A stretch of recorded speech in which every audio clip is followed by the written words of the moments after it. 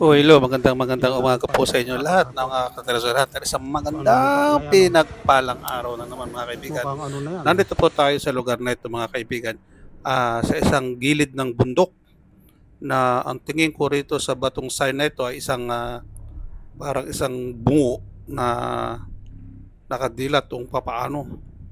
Parang galit na bungo, isang mata lang ang nakatingin. At ang talagang sinadya ko dito sa lugar na ito ay yung katabing bundok nito. Kumbaga ito ay nasa gawing lampas na masakit na nung bundok na inakyat namin. Hindi ko kasi naipakita rin dito sa video sa kwan na ito, sa pamungad na ito dahil may nakaharang na bahay. Kaya pilit ko lang yung bato sa baba niya kasi na yan ay may butas na bunganga o parang bunganga ng tunnel yung butas na yan na pinakikita ko na yan. Hindi ko lang naituro ng medyo malayo kasi sa akin. Pakipanood na lang po mga katrasuhan, pero sinasabi kong butas na yon na tinutukoy naman nung parang bungo na nasa taas na yon na kung ano man ang tingin ninyo ay napakaganda ng sign na ito. At ito ay sigurado dahil ito ay napakaraming nagsasabi sa lugar na ito ay meron daw talagang ibinoon dito na pinagbahayan ito ng Hapon, yung pader na yan. At yung sa tuktok na yan ay parang bungo na na nakatingin dito. Pero sa gawing ibaba niya, sa tiyan niya, kumbaga sa gawing tiyan yan ay parang may pintuan. Ayan. Kung napapansin niyo, parang pintuan na yan ay napakaganda, di ba? Kaya gustong-gusto ko itong puntahan na to, kaso hindi pa itong gusto naming tirahin. Kasi kumbaga ito ay pangalawa lang sa project na mangyayari ngayon na ating gagawin.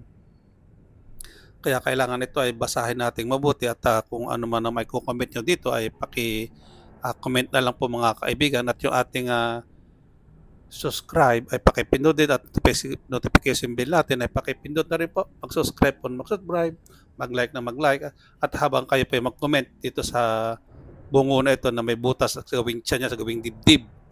Ako pala, yan. At yung aming pupuntahan niya ay kumbaga nandun pa sa gawing likuran niya na mas mataas sa kanya na akyatin nating pilit. Ito ay napakadawag ito at napakaraming puno, napakaraming baging, napakaraming kawayan, ng mga matatandang kahoy ay nasaksakan po ng dami. Kasi ito po ay ngayon pa lang po ino-open kasi ng kanilang gobyerno dito sa gawing ito. Kaya hirap po tayo umakyat. At ito yung kaunahan nga pong nakakuha ng lupa na ito. Itong kaganyang unang napansin, kaya ginawa po niya, pinapilang kaagad ng lupa na ito dahil nilahi po yatang treasure hunter din ang nakakuha ng lupa na ito. Kaya pilit niya kaagad na nakuha. Ngayon, nakilala po tayo, sila kay Eddie, at kaya tayo ang pinagsadya rito at pinakita nga po yan. At yung po ang una ko napansin, yung kanyang parang bungong ulo na yon at may parang pintuan sa gitna. At nung ako po ay bumaba, dahil gusto ko nga puntahan yung pinangmata, ito pong napansin ko sa gawing ibaba niya na parang sign na triangle na nakaturo din po sa kanya. Sa kanya po nakaturo sa taas na yon. Doon sa inakyat po namin batong malalaki na yon, sa gawin hindi lang po matasisilaw po yung ating camera. Kaya pagpasina, kung hindi na po nakita yung mga bato na sa taas, doon po siya nakaturo yung kita triangle na yon. At sa triangle po na ito ay siya po ang nagtuturo kung saan ang daan papunta roon sa sinasabi nilang kuweba sa pangalawang bundok na akyatin namin. At kino-confirm po ko ng triangle sa gilid na ito na kumbaga ay sundin namin yung bato na ito at ito ay actual, talagang meron. At yan po sa tuktok na yan, ang sinasabi nila ang nandyan yung nabisto ko na may pasingawan. Doon na po ako dyan. Nung una pala na kinukwento sa akin, ng bundok na yan ay may tunnel. Kaya ang hinahanap ko po kagad ay yung pinakatuktok ng bundok na yan. At yan po ay kinukonfirm nitong natagpuan kong triangle na ito, kung saan ang daan papunta roon sa bunganga ng mga kuweba. At kinuro naman po dahil nung kami po ay umakyat, tulad po niyan, may mga batong nakasign na yan, ay wala po pala sa bato na yan, kung hindi nasa gawing itaas pa pala nung bato na nakita namin kanina na tinesting namin inakyat. Hindi pa pala doon ng talagang, hindi ho pala doon ng talagang daan. Hindi ka makakarat, napakatarik po at talagang kumbaga pader. Kaya yung papunta po sa mga bunganga ng kuweba na yan, ng butas na yan ay sa madali naman pong tandaan dahil pag nakuha mo po yung pinakatuktok ng bundok ay nandun lang po sa tapat niya. At po doon sa baba, pag po nakarating kayo doon sa kwan na yon, sa kanyang pinakakuweba na, open na po yon, open tunnel siya. Kagandahan nga lang po dyan, napakaraming damo. Hindi po makikita sa baba. Kung hindi po namin kwan na kwan. Sabi kay, nung po dumating yung unang may pinalinis nalinis na po. Diyan po ang daan sa gilid na yan. Aakyat ka sa pinakatuktok ng tore na yon. Diyan po kasi kami nagdaan dito sa may gilid na yan. Ang inakyat po namin sa may tagiliran na yan. Diyan kami nagsimula sa gilid na yan. Nadaanan po namin yan. Diyan. Dito kami dumaan, paakyat nung una na mayroon kaming sinusundan na 2 taong nagtatabas. Naglilinis ng aming dadaanan dahil may mga kaming jam, mga gamit, mga gadgets natin. Yan po, dyan nila nilinis.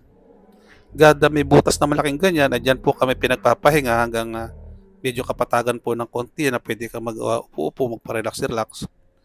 Hanggang sa kwan po yan, nung umakit na po kami dyan, na po kami nagsimula naghirap na umakit at napakadulas po at napakaraming tinik.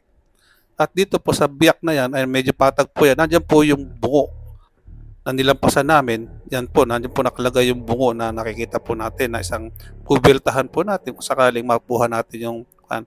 At sa tuktok po na yan ay nandyan po ang isang napakagandang balita po mamaya makikita po ninyo sa dulo nitong ating video kung ano ang nakalaman sa tuktok ng bundok na yan. Nandyan po ang pinakamagandang balita ko po sa inyo, pinakamagandang parte po ng video na ito. At po sa kabila na nandun po ang daan, may daan po pala doon, ayan, papunta dito sa tunnel na ito. Patag po yan. Nakatago po yan. Hindi po makikita sa baba. Kagandahan po niyan, pag dumaan sa gilid na yan, dyan, 2 klase po ang daan. Meron sa gilid na gilid at meron po sa gawing gitna na yan. Yan po, nandyan na po ang mga open tunnel. Nakabukas na pong mga pintuan. At napakadali po tatatyahin nyo lang po yung kalagitnaan ng tore na yun, yung pinakatuktok ng bundok, ay nandun na po. Ang mga nakaharang lang po dyan ay mga kahoy o mga baging. Yun lang po mga nakaharang doon sa bunganga ng tunnel na yon. At ang napakagatakot lang po dyan, baka may mga sawa, may mga ahas, ano lang po sa bulog ng tunnel yan. Nakabukas daw po yan. Sabi ng mga bantay na mga nauna ng una. Kaya nang inakyat ko po yan, yan po yung 2 bato na palatandaan na sinasabi nila na hindi pwede akyatin yan kung dito kami magdadaan. Ayan.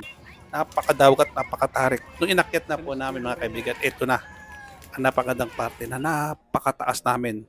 Lampas na po kami rito sa bungo sa isang may tunnel sa dibdib, may butas sa dibdib.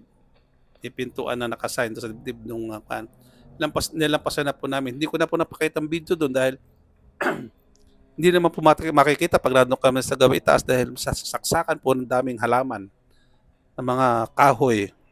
Ako pala, baging na kuno at mga matitinik na kahoy. Ang dami.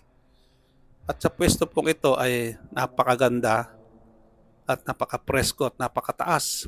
Kasi po ito na po yung pinakatuktok. Kumbaga sa pyramid, ito yung pinakamatuli sa taas. Ito yung dulong-dulo.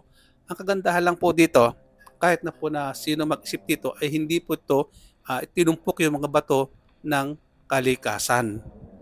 Ito po ay tinumpok ng kapwa nating tao o kapwa nating treasure na nagbaon dito. At yung ito pong lugar ng kinaroroonan namin na yun, ito po yung kumbaga ay pasingawan, yung exhaust ng hangin ng tunnel doon sa baba. Yung open tunnel po kanina na pinakita natin sa tragil na bato ay nandito po sa pinakatuktok ng bundok na to. At dito rin po talagang sumingaw yung aura ng ginto. Kaya kung gaano kalakas ang mga gadgets po ninyo, ay talagang pag binitawan ko, tuloy ang ikot. Hindi po mapigil ang talagang huling-huli po ang singaw ng aura sa pasingawan na yon. Ang kwat po nito, pag tinanggal po yung mga bato na yon na nakalagay sa ibabaw, tuktok na yon, nagawa ng tao, na siya nang gumawa, nagtambak na mga bato doon, may tinatakpan pong pintuan yan. May tinatakpan po nga singawan yan. Kumbaga, may hagdanan po yan pababa. Andiyan po exit ng kumbaga ang palampasan. Ito na po mga kaibigan. Panoorin po natin sila kay Eddie.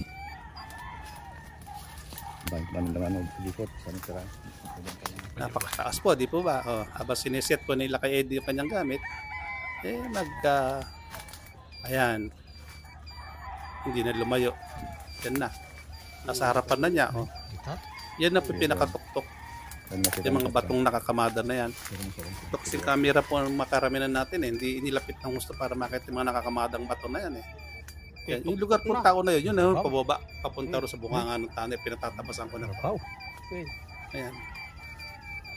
Ito yung Rabaw mismo, ito yung pananda. Baka giveaway na data eh. Ilang metro lang kay Eddie? Ito yung Rabaw. Ang tagang sa bulyon na data. Basta talaga ba? Gustong itaas, bumira. Ito lang, katiyo ato yung uri tao-tao. Nay, kuhan, ito yung Rabaw. Masira yun, lakas oh. Nay, nay. Kaulad lang to. Palakas na bingo. Talagang hindi marunong cameraman natin.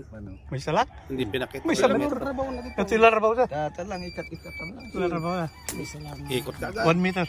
Ito yung Rabaw. 1 to 2 meter. Giveaway na. Kasla 3 feet. 3 feet. 3 to 5 feet.